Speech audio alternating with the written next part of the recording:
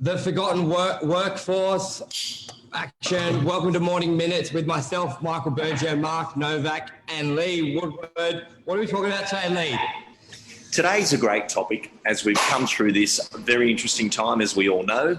But the forgotten workforce. We've got lots of people now who've become accustomed to working from home, and I think that was great and a time that you needed to do that. But the fork in the road's coming up. Will you collaborate, move forward, contribute to the progression of the workforce, or is it easier to stay home, feel more productive, but you're away from the interaction of what's going on in the workforce? Now, some of the greatest learnings, I know where I work, the greatest workspace is the big kitchen area where someone's grabbing a coffee and said, oh, this happened today. And oh, really? How did that happen? And, that magical learning on site, on the run, on the go is some of the magic moments of work. Whereas when you're locked away doing tasking and feeling productive, but you're not growing, when that next big opportunity comes up of who's going to step up and do that role, or someone's moving on, who could do that? Will you be forgotten or will you be remembered? Yeah, very good point. I think people take for granted that those little interactions in the kitchen, in the hallway, just these little off remarks going, what should I do here? Or something pops into your head and you go, what about that, when you see something they're working on? Mark, what's your thoughts? Because a lot of businesses are going to be coming back to the city now, and they've got these big offices. They've had 100 people at home or 10 people at home, and they've actually worked. I think a lot of people thought if you weren't looking over your staff, they wouldn't be working. They've done work, and they're going to be, do I need this $100,000 a year office, or can we adapt or change? What's your thoughts? Look, it's like exposing a baby. And we haven't exposed the baby long enough to actually conclusively say, okay, well, that's the byproduct from doing that. And I think that, I know we've done it for 3 months and some people feel pretty good about it, but I'm challenged that if we're working from home from a period of 5 years, 3 years, or 2 years, are we genuinely better off for it, or are we forgotten, like Lee was talking about this morning? It's a big, big topic. I know a friend of mine's an accountant in a very large firm, I think 10,000 employees.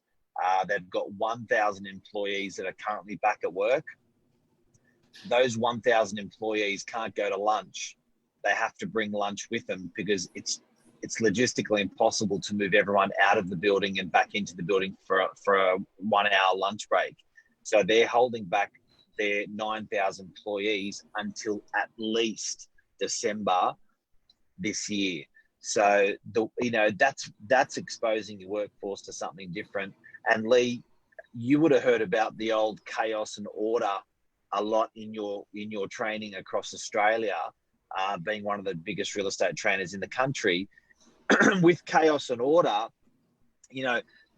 like you said, task management is good for the order people. That may work from home, but those chaos people, where the beauty's made around the kitchen in the office, the thinkers, the creators, I think it's potentially dangerous to quarantine those guys to their homes for the next year or two.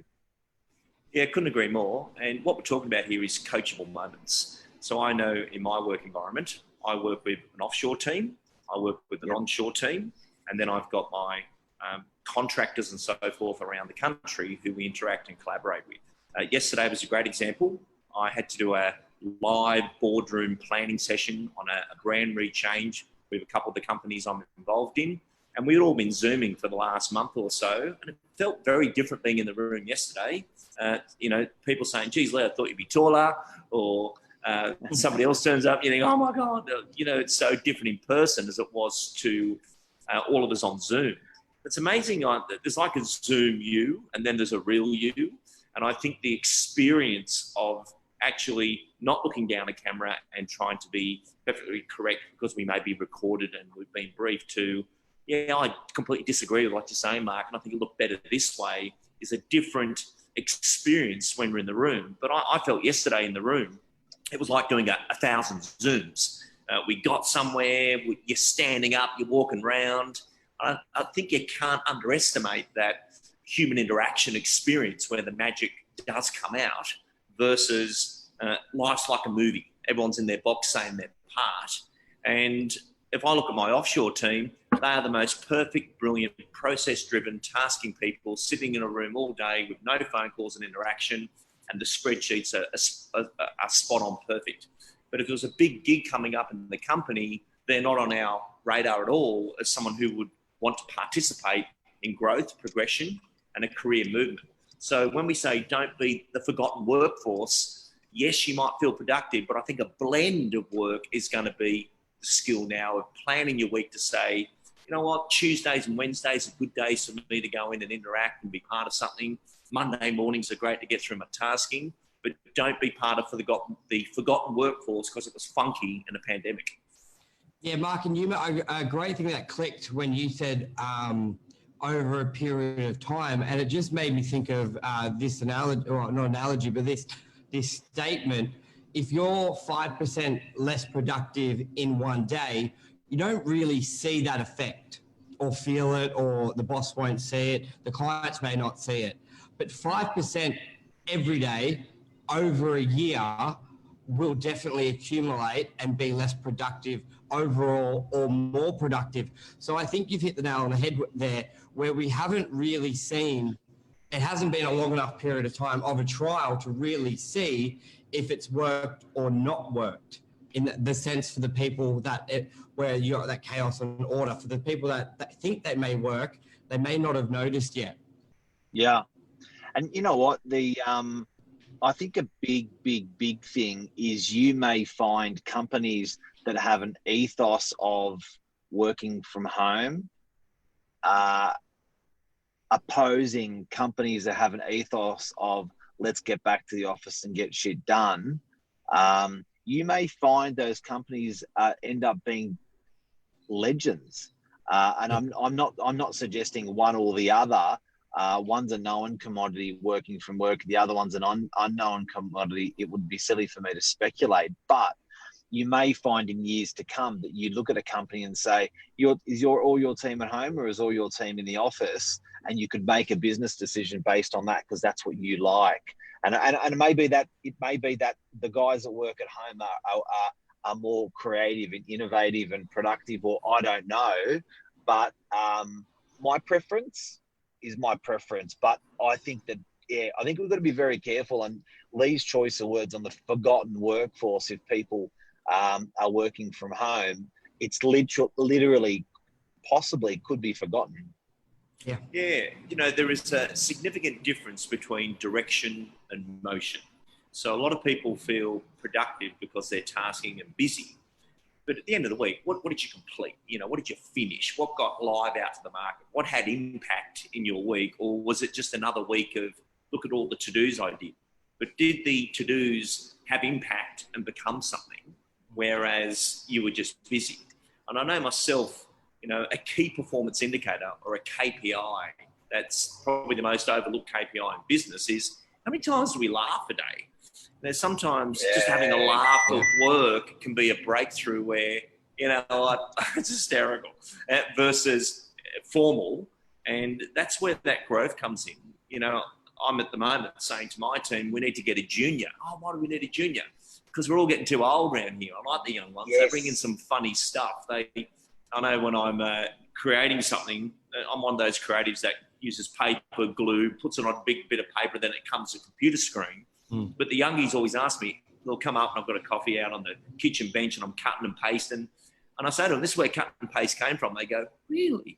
And it's that moment of them understanding the world's been going a lot longer than you think.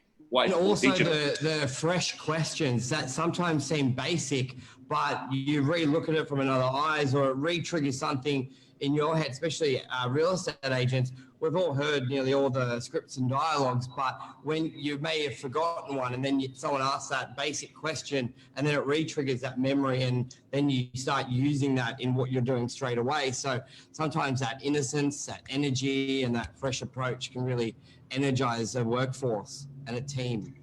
Yeah, that's that beautiful movement. I always look at, it sounds really weird, and today what we're talking about is the forgotten workforce, and potentially people working from home could be forgotten. Let's talk about it. I always relate in business stuff back to the animal kingdom, always. And often when you know someone that I'm working with is upset with a client, or you know pissed off with something that hasn't gone right with you know, and he's talking about a client, I always liken it to, I always say, look, guys, if we were all lions, we'd all die because nobody would eat. Nobody would eat because it's a jungle full of lions. The jungle has to have every single type of animal in it to exist, coexist, to work. And that's the, you know, you can't get angry at the snake. You can't get angry at the ant. You can't get angry at all the different animals, whatever animal you are, because that's what makes up the jungle. I still go back to that paternal, maternal, animal kingdom thing of, you know, being together with people and being in a team and getting stuff done. I don't care what anyone says. There is nothing more natural than having people around a table working on a dream, working on a project together and pushing through it, honestly. Couldn't agree more. And, you know, the greatest things ever developed were on a whiteboard. Steve Jobs himself was a big analog worker developing digital tools. But there's different parts of your brain that work brilliantly like that. And I know myself, and I thoroughly enjoy working with different age groups where, you know, the young people got something to offer our seniors, and our seniors have got some incredible things to offer the young person. And how long you've walked the earth is an interesting thing, because I remember very, very young in business. I was only 27, 28. And I was reading some article that your biggest incomes are earned after the age of 50. And I was thinking, no way, that's crazy. You know, look, I'm only 27 now. Look what I'm doing. I now get it. Wow. And what I've learned is by 50, you've seen that many train wrecks, had that many mistakes, that many big things go wrong, especially in leadership. As a young leader, when something goes wrong, the world's over, forget it, shut it down, we'll do something else. As a senior leader, you think, that's nothing. Yeah. You know, that's a flesh wound. There's nothing. We haven't even been hit yet. They haven't tried to shut us down yet. You know, you see it different based on time. But a young leader can pull so many great things from a senior leader who's a bit of a battled war scar person, but believes it lives on another day. They don't just pack up and run. And I think that's a powerful part. And that really hits the nail on the head with being isolated, working from home. You don't have that interaction. And and we all know when you have like a lot of the magic cannot be structured as in at 9 a.m. today, we're going to have a magic moment. A lot of that can be in the kitchen, walking past someone, doing open dialogue with a senior on a certain example, on a situation, which you won't get if you're isolated at home. So you can't structure a brilliant aha moment with someone else. It just happens. And I love that, Michael. I love that. Yeah. Magic is never structured. I love it. Yeah. I'll see a new segment on the Complete Sales. Magic is never structured. That's a blog and a half. Yeah. I was working with some young administrators this week who are in a big business. These two young girls were amazing. And one of them said a comment, and this is a great thing. We're in the one room fixing workflow. This business is doing 29 million in fees. It's a big business, and these two girls hold it all together. And this young girl said to me, Lee, the struggle is real.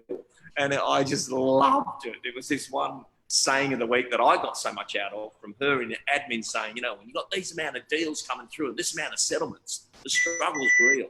And, you know, we were using tech to fix some of that. But, you know, that moment wouldn't have happened, the magical moment. And it's a very famous saying about jazz musicians. Jazz musicians, if you follow a lot of music, are improvisers. You know, they might do a solo for an hour, but it was not chorded out or written out in music. It was just, you know, off goes Bobby on the saxophone. He might be back in an hour. But the jazz musicians have this saying: "Don't know it all too well. Leave some room for God."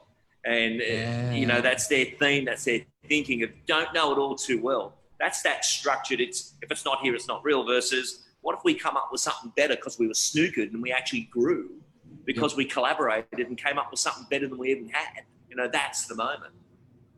Because people are thinking people are thinking this is possibly a replacement.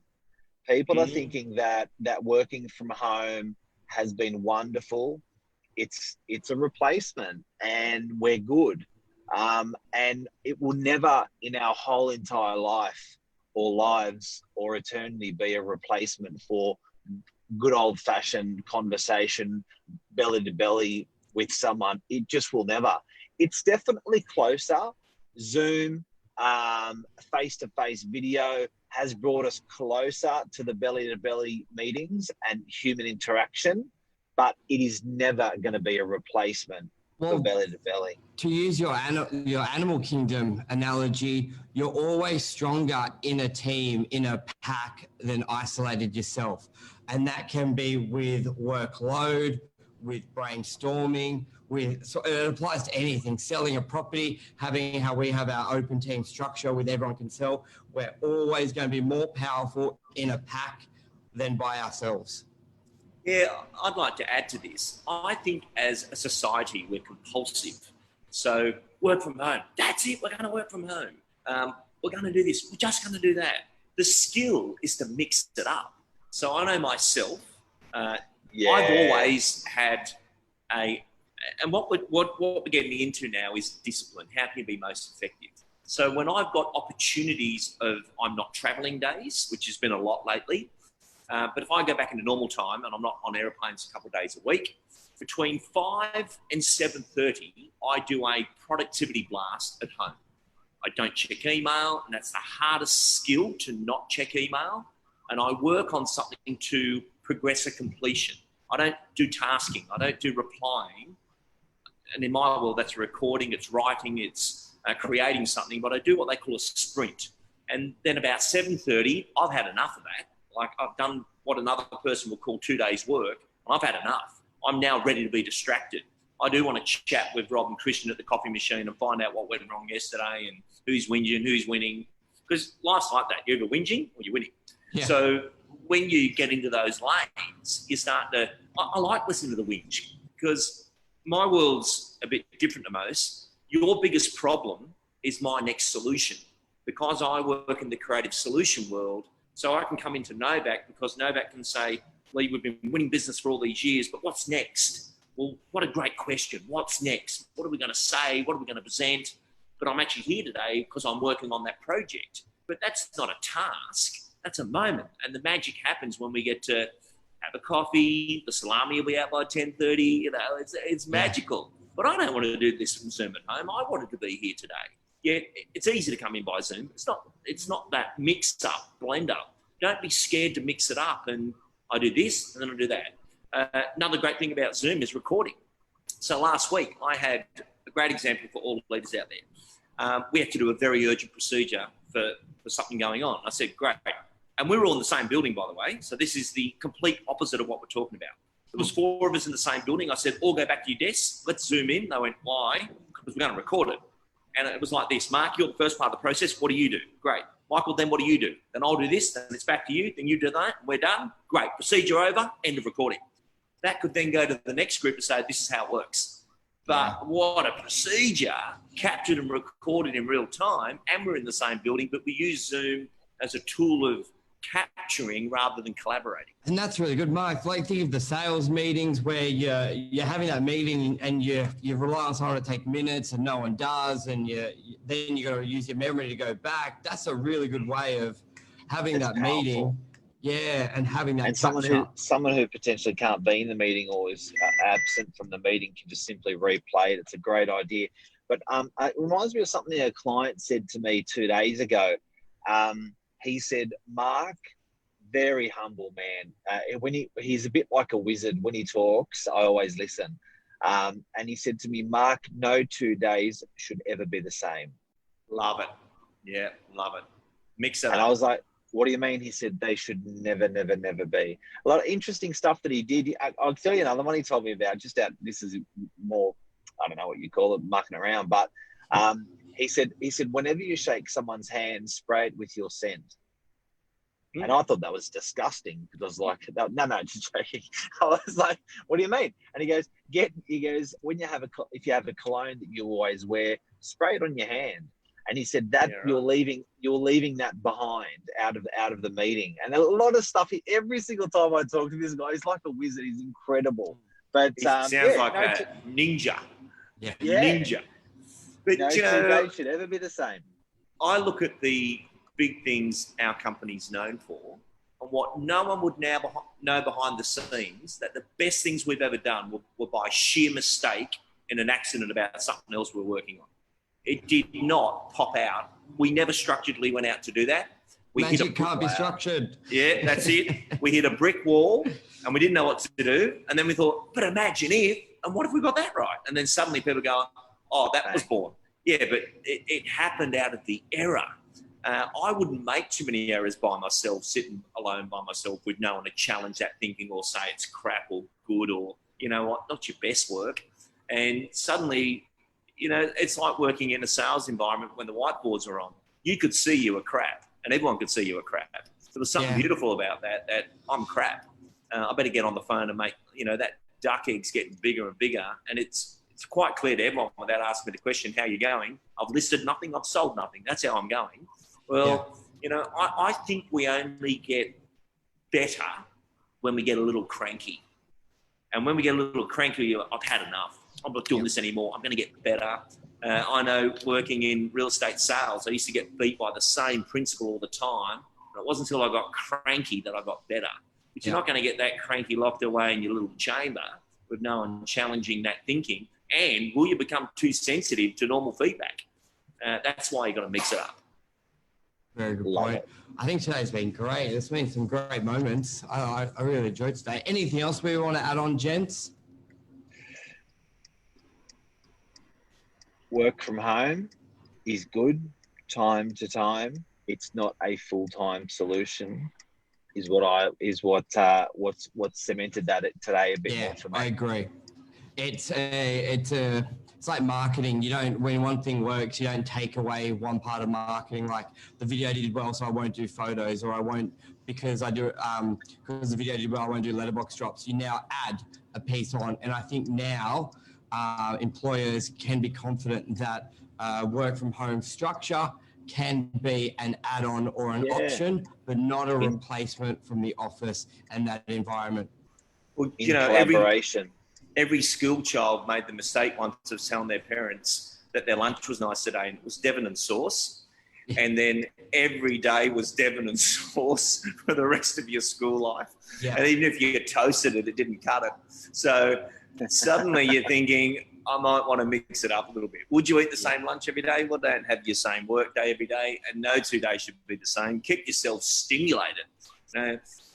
Most people move on or become disinterested in their work, not due to the money, due to the lack of stimulation. So what's on your learning menu? Who could you learn from? I love learning from different people. The young girls in this week, I learned so much this week, hearing from their world about what I'm meant to be fixing. And I just went, so just run that by me again. That's priceless. And the big solution that everyone's excited about, I didn't come up with, they did. I'm just going to claim it because I'm the consultant. But they actually had it in them, and I just had to facilitate it. But that couldn't have been done any other way. Yeah, and just thinking out loud now with, like, for example, no 2 days the same. Let's say an employer is struggling with, should I reduce the office size, half work from home, half work from the office? A simple change up could be, if you've got 100 staff, 10% work from home 1 day a week, and then you could actually still reduce the office size and have those people work from home. It changes it up and has that stimulation where not every day feels the same, and you're sort of ticking all boxes, accommodating the work from home, reducing your floor print and your expenses, and also changing it up with the staff. So I think that's a wrap, gents. Yeah, before I reduce floor space, I would be looking at, is a better use of that space. Yeah, like you guys are a great example of, in the square meterage you've got atmosphere, you've got vibe. I'd want to work here versus you box me in the corner of the gyprock nothingness. I'd want to be at home as well. I think the workplace has changed, and it's got to be a place you'd want to be at. I'd rather be here than home right now to do today's work, because this is an experience. And I think all employees should look at, is your workplace business fit, funky, ready for people who want to turn up? Maybe they want to work from home because work's boring and that white wall, silent gyprock air conditioning is doing their head in. It's like a dentist. Yeah, good point. It's Like true. in that Very space, true. instead of reducing, well, maybe we put a pool table there. Maybe we put a sleeping pod, a couch. Maybe we put a cafe there. Maybe we put just a lounge chair, and much better. Well, Creche. Make it more attractive. You know what? Another thing as well before we sign off, the how many senses does a human have? I can Google it. Don't know. I think it's 6. Yeah. And I think as when you're working from home, you're appealing only to 1 or 2 of them. When you're working in collaboration and 5 senses. So I think we can't forget that all 5 senses are working when we're together, belly to belly in a work environment, as opposed to 1 or 2 of those senses. Yeah, that's that thing about good friction, when you can feel the tension. That's not the same on the movie screen. Whereas when you're in a room with someone and it feels uncomfortable, that's not a bad thing. That can be sometimes a progressive thing. Yeah. That's Awesome. a take. That's a take. That was great. Thank you, everyone, for tuning in. Cheers, Lee. Always See you a pleasure. later. Love ya. See ya. Bye-bye. Bye-bye.